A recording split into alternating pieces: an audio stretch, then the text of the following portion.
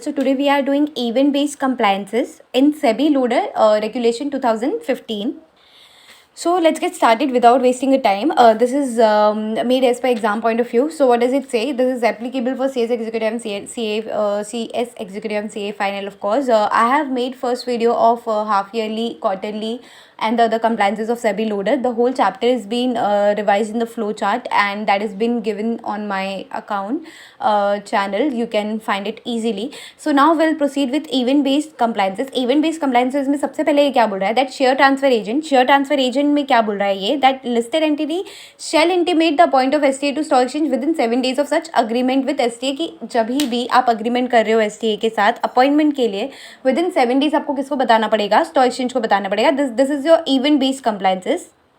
ये बार बार नहीं होगा, ये जब होगा तब आपको बताना है. So this is how event-based compliances are being in noticed considered. 28(1) क्या बोल रहा है? इन प्रिंसिपल अप्रूवल. इन प्रिंसिपल अप्रूवल का मैंने आपको क्या बताया था, पहले ही बताया था वीडियो में, दैट लिस्टेड एंटिटी को प्रायर इसके लिए you have to understand this flow chart. Listed entity has to inform within 5 days before board meeting in which unqualified quarterly result will be adopted plus advertisement देना पड़ेगा. तो basically I will explain you this chart again, this is very important. सबसे पहले listed entity क्या करेगी? With in 45 days of each quarter listed entity को क्या देना पड़ता है? अनक्वालिफाइड क्वार्टरली रिजल्ट देना पड़ता है, except from the last quarter, क्योंकि लास्ट क्वार्टर में अपना एनुअल स्टेटमेंट, फाइनेंशियल स्टेटमेंट जाता है. तो लिस्टेड एंटिटी को क्या है? अनक्वालिफाइड रिजल्ट देना पड़ेगा within 45 days from the closure of each quarter stock exchange को. अब कॉपी ऑफ LRR भी जाएगा, that is limited result review and limited review result, and that is certified by CEO CFO. ये ठीक है, अलग बात है. इंटीमेशन कब दे रहे हो आप स्टॉक एक्सचेंज को, आप जब भी आप ये जो आप भेज रहे हो ना विद इन 45 डेज़ में, विद इन 45 डेज़ के पहले, मतलब कि 45 डेज़ में आपको भेजना है तो उसके पहले आपको बोर्ड मीटिंग रखना पड़ेगा. बोर्ड मीटिंग में आपको बोर्ड रेजोल्यूशन रखना पड़ेगा कि जो अनक्वालिफाइड क्वार्टरली रिजल्ट है हमारा, उसको हमको एक से अडॉप्ट करना है. तो जब आप वो बोर्ड मीटिंग रखने वाले हो उसके 5 दिन पहले आपको स्टॉक एक्सचेंज को बताना पड़ेगा. स्टॉक एक्सचेंज को बताओगे, लेकिन वो 5 डेज जो है वो क्लियर 5 डेज होना चाहिए. मतलब कि board of date of meeting इसमें कैलकुलेट नहीं होगा. While calculating 5 days date of meeting calculate नहीं होगा, प्लस जिस दिन आप भेज रहे हो स्टॉक एक्सचेंज को वो डे कैलकुलेट नहीं होगा. In totality if you see 7 days prior जाएगा. मतलब लिस्टेड एंटिटी जो है वो स्टॉक एक्सचेंज को क्लियर 7 डेज, मतलब अप्रॉक्सीमेटली 7 डेज, लेकिन ये आपको याद 5 डेज रखना है. तो क्लियर 5 डेज आपको बताना पड़ेगा. अनक्वालिफाइड रिजल्ट आप जब भी अडॉप्ट कर रहे हो बोर्ड मीटिंग में, उसके 5 दिन पहले आपको स्टॉक एक्सचेंज को इंटीमेट करना पड़ेगा.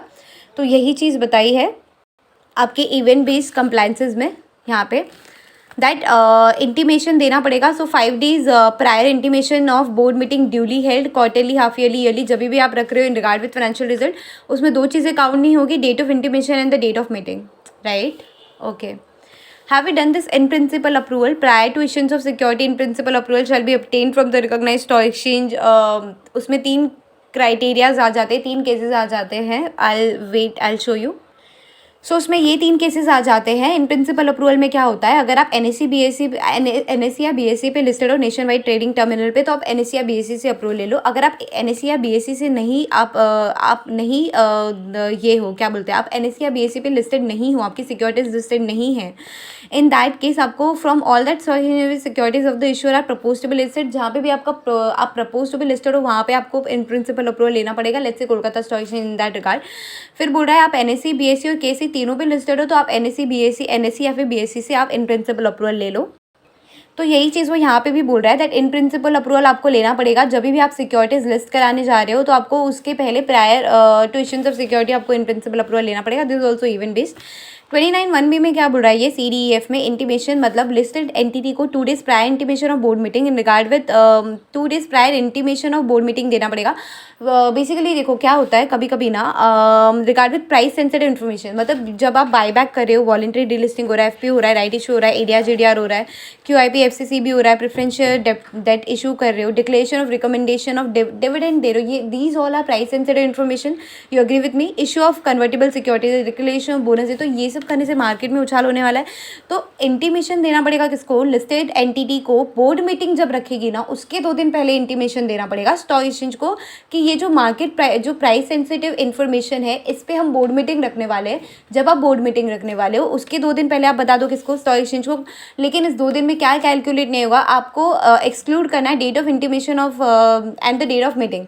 जब आप स्टॉक एक्सचेंज को बता रहे हो वो वाला दिन, एंड जिस दिन आपकी मीटिंग होने वाली बोर्ड मीटिंग उस दिन को छोड़ के 2 दिन पहले आपको बताना पड़ेगा किसको, स्टॉक एक्सचेंज को। I hope I am making sense to you.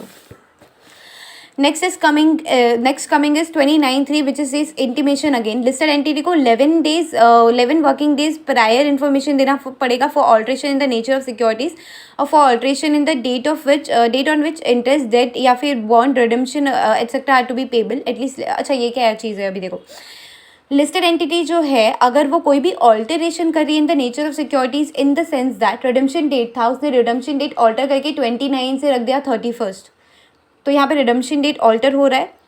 तो अब ये जो है ना, अब ये लिस्टेड एंटिटी जो है ना, अगर वो ऑल्ट्रेशन करने वाली है डेट ऑफ रिडम्पशन में या फिर नेचर ऑफ सिक्योरिटीज़ में, तो वो स्टॉक एक्सचेंज को बताएगी कभी, जब उसका जो जब भी वो whenever the such alteration are getting done उसके 11 वर्किंग डेज पहले बताएगी, 11 क्लियर वर्किंग डेज पहले बताएगी। I hope I am getting clear to you about this. उसके बाद आ रहा है 36 में क्या बोला, डिस्क्लोजर ऑफ इवेंट्स। मतलब listed entity within 24 hour disclosure of all event as board. ठीक है, अभी ये क्या चीज़ है, ये बोल रहा है ये बोर्ड ऑफ डायरेक्टर्स जो है, जो वो लोग बोर्ड मीटिंग रख रहे हैं या कोई भी वो लोग डिस्कस मतलब जो भी है एज द केस में भी, तो बोर्ड ऑफ डायरेक्टर को ओपिनियन अगर लगता है कि वो material, let's say board meeting हुआ, बोर्ड मीटिंग में ये कुछ फाइनलाइज हुआ चीज़ें जो कि बहुत मटेरियलिस्टिक है, तो उस केस में लिस्टेड एंटिटी को विद इन 24 आवर्स डिस्क्लोजर देना पड़ेगा स्टॉक एक्सचेंज को।